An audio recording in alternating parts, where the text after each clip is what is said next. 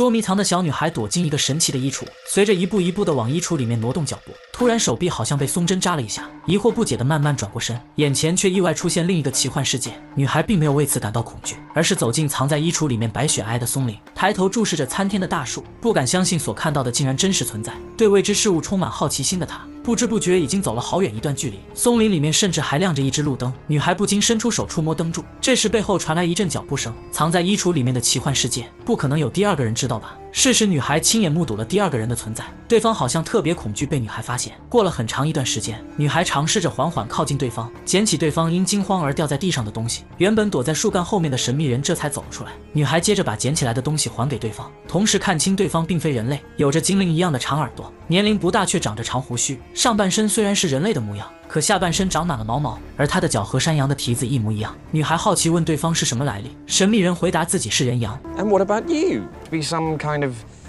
beardless dwarf? I'm not a dwarf. I'm a girl. And actually, I'm tallest in my class. 人羊先生这才意识到，露西是个人类小女孩，但不应该来到这个地方。露西说自己和哥哥姐姐玩捉迷藏的游戏，躲进满是灰尘的衣橱之中，结果误打误撞来到了这个地方。人羊不知道什么是空房间，眼下这里是纳尼亚的国土，从路灯位置一直到远方隐约能看见的城堡，每一棵树、每一颗石头都属于纳尼亚。露西感叹衣橱真的是大的惊人，竟然能装得下这么大个世界。正准备离开纳尼亚回家的时候，人羊先生主动邀请露西去家里喝茶。两人穿过一片空旷的雪地之后，便来到了人羊先生的住所。泡茶的同时，人羊介绍纳尼亚处于漫长的冬季，已经100年没有过圣诞节。 What? No presents for 100 years? 虽然没有圣诞礼物，人羊确定露西会喜欢上纳尼亚，因为纳尼亚还有美妙的音乐。说到这，他询问露西要不要听一曲纳尼亚摇篮曲，得到露西肯定的答复，人羊先生便用未知乐器吹响了曲子。露西不知不觉在音乐声中沉沉睡去，等到醒来已经是第二天早上。蹲坐在地上的人羊哭泣着为昨天发生的事而道歉，因为自己是一只可恶的人羊。但露西并没有见他做过坏事，甚至将自己的手绢递给他擦拭眼泪。人羊此时不得已揭露自己正在绑架露西，而幕后的主使是纳尼亚的白女巫，也是他让纳尼亚永远处于寒冬。露西很自信人羊先生不会把她交给白女巫。 I thought you were my friend. 人羊听到这先是一愣，接着拉起露西的手飞速逃离纳尼亚的国土。他们必须跑得快一点，更快一点，因为白女巫有可能已经知道露西就在纳尼亚。森林里到处都是她的手下，甚至有些树木也是她的眼线。终于安全跑到了灯柱的位置。人羊先生感谢露西带给他100年以来最温暖的时刻。可天下没有不散的宴席，人羊不得不催促露西立即启程离开纳尼亚的国土。然而奇怪的是，露西在纳尼亚已经过去1天1夜，而现实之中和他一起捉迷藏的哥哥们竟然还没有藏好。于是兴奋地跟他们讲述自己刚刚经历的奇幻旅程。只是哥哥姐姐检查完衣橱以后没有任何发现，露西急得哭了起来，声明自己不会撒谎，很确定纳尼亚世界就在衣橱里面。但哥哥姐姐还是教育她为人要诚实。露西始终想不明白，自己能去到衣橱里面的纳尼亚世界，为什么哥哥姐姐看到的却只有衣橱的木板？带着疑问再次打开了满是灰尘的衣橱。跟上次不一样的是，这回二哥艾德蒙发现了露西的小秘密，悄悄尾随在她的身后，跟着露西走进衣橱里面。然而他并没有看到露西的身影，脚下一不小心被树枝绊倒，摔入一片雪地。艾德蒙这才知道妹妹露西没有说谎，衣橱里面真的还有另一个世界。思绪在下一刻被马车声打断，很快从车上下来一名大胡子老头，凶巴巴地将艾德蒙按在雪地里。此时车上有另外一人呵斥大胡子助手。只见从车上下来的女人一袭长裙，她自称是纳尼亚国土的女王，询问艾德蒙怎么会来到她的王国。艾德蒙从没见过这种阵势，老老实实告诉了女王事情的经过，只是不应该透露妹妹露西见过人羊先生。得知艾德蒙家里有4兄妹，女王要求想要见见其他3位，并许诺可以让艾德蒙做纳尼亚的国王，条件是他必须带着家人一起来纳尼亚世界。艾德蒙对此竟然动了心。等到女巫驱车离开，露西也在这个时候恰巧遇见了艾德蒙。她兴奋地告诉艾德蒙，白女巫还不知道自己见过人羊先生。 The White Witch.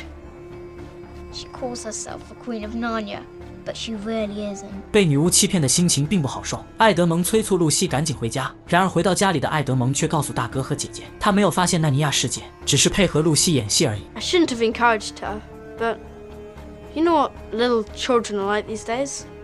They just don't know when to stop pretending. 见艾德蒙这样说自己，露西委屈的心都要碎掉，哭着跑出去，却不小心撞入教授怀中。姐姐苏珊告诉教授，妹妹露西在衣橱里面发现了另一个世界，逻辑上根本说不通。露西像个小疯子一样胡言乱语。 What do they teach in schools these days? 所以教授让哥哥和姐姐选择相信露西。孩子们接着来到院子里打球，一不小心打坏了城堡上的玻璃，紧接着便听到管家在斥责他们，四兄妹情急之下慌忙躲进衣橱里面，毫无悬念，他们再次掉入纳尼亚的奇幻世界。直到这个时候，作为哥哥姐姐的彼得和苏珊才意识到妹妹露西确实没有撒谎。然而艾德蒙却牵挂着女巫许诺他的纳尼亚国王。露西迫不及待领着哥哥姐姐们去见他的老朋友，只是来到人杨先生院子前，远远便看到大门被破坏。意识到不妙的露西飞速跑起来，踏入人杨先生家中，便看到屋子里一片狼藉。露西不明白到底是什么人会做这种事。彼得接着在墙壁上找到了一张纳尼亚秘密警察留下来的通告，通告内容是人杨先生因结识收容人类，犯了背叛女王的罪行。那个被收容的人类就是露西，而那个暴露人杨先生的人是艾德蒙，反对去救援人杨先生的人也是他。好在这个时候海莉先生找到了他们。 Here, boy. Here, boy. I ain't gonna smell it if that's what you want. Sorry. Lucy Pevensey.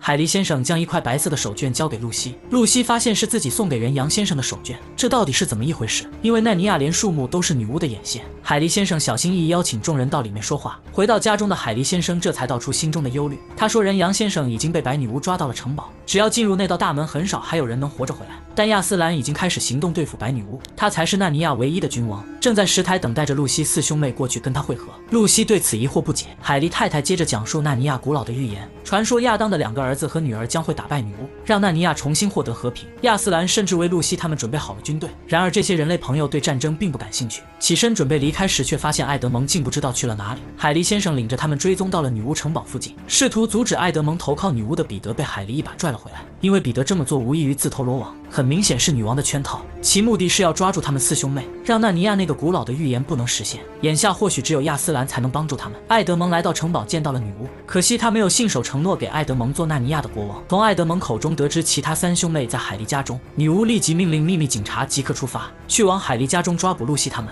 海莉夫妇只好领着他们从地道逃命。逃亡的路上恰巧与圣诞老人相遇。原本100年没有了圣诞节的奈尼亚，因露西他们的到来开始变得有希望。圣诞老人给他们带来了丰富的礼物，但不是美味的零食。露西得到的是火焰花的汁液，只要1滴就能治愈任何伤口，相当于金疮药之类的东西。苏珊得到了一些百发百中的弓箭，而彼得大哥得到了圣诞老人的不锈钢长剑和一支盾牌。获得了武器加持的他们继续启程。也不知道过了多久，他们来到了一处风景宜人的山谷，在这里见到了亚斯兰君王。原来奈尼亚国王是一只大猫。亚斯兰问众人艾德蒙在哪里，彼得告诉亚斯兰君王，艾德蒙不幸被白女巫抓走。亚斯兰承诺会尽力救援艾德蒙，但彼得也要考虑一下他的要求，做纳尼亚的国王。这时山谷传来露西的尖叫声，意识到不好，彼得慌忙朝露西的位置跑去。原来是女巫的秘密警察找到了他们。柔弱的彼得一直下不了决心跟他们战斗，赶来的亚斯兰将其中1名秘密警察踩在地上，正准备上前帮忙的人马先生被亚斯兰叫停。 Lay your weapons.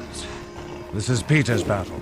秘密警察大嚎一声扑过来，刚好撞在彼得的剑锋上面。彼得就这样稀里糊涂地赢得了人生第1次战斗的胜利。亚斯兰也在这个时候释放被他踩在脚下的另一只秘密警察，随即命令人马跟过去。被释放的秘密警察肯定能带他找到艾德蒙。等到了晚上，人马领着几个勇士突袭了女巫的营地。艾德蒙第2天早上被带到了亚斯兰面前，只是跟着人马一起回来的还有白女巫。因为艾德蒙已经投靠他，又来到了亚斯兰这边，所以白女巫声称艾德蒙是叛徒。根据纳尼亚的古老秘法，所有叛徒的鲜血都属于白女巫。可亚斯兰认为艾德蒙不是叛徒。最后2名首领单独进入帐篷之中商议。很快亚斯兰当众宣布问题已经妥善解决，女巫不再要求处死艾德蒙。只有细心的露西看出事情蹊跷。大猫这个时候明显感到不安，她和姐姐悄悄溜出营地，偷偷地跟着亚斯兰来到森林深处。躲在石头后面的2姐妹发现亚斯兰慢慢走向女巫的领地，牛头怪一拳将她打倒在地。亚斯兰作为奈尼亚的君王却不反抗，这让露西感到疑惑不解。白女巫首先命令兽人将亚斯兰绑起来，接着让长胡子矮人剃光他的毛发。 Did you honestly think by all this that you could save the human traitor? You are giving me your life and saving no one. 白女巫最终手起刀落干掉了大猫。原来亚斯兰本想以自己的性命换回艾德蒙，但白女巫没有遵守2人之间的承诺，不只是残忍取走了亚斯兰的性命，事后甚至对亚斯兰的部落发动惨烈的战争。骑着独角兽的彼得亲自挂帅迎战白女巫。随着一声令下，作为先头部队的狮鹫抓起巨石飞向敌军。空军的突袭打了白女巫阵营一个措手不及。起初彼得这边的阵营取得了不小的优势，然而他们招架不住白女巫的魔法，他只是轻轻挥动棍子，便在一瞬间将人石化。彼得渐渐失去艰难获得的优势，而艾德蒙不幸被白女巫刺中了腹部。彼得见状癫狂般扑向女巫跟他决斗，可其实终究不是魔法师的对手。也就在女巫对彼得发起致命一击之时，眼前突然跳过来一头巨兽将他扑倒，是纳尼亚的君王亚斯兰。这到底是怎么一回事？就当露西和苏珊也以为亚斯兰死了时，亚斯兰却复活在石台之上。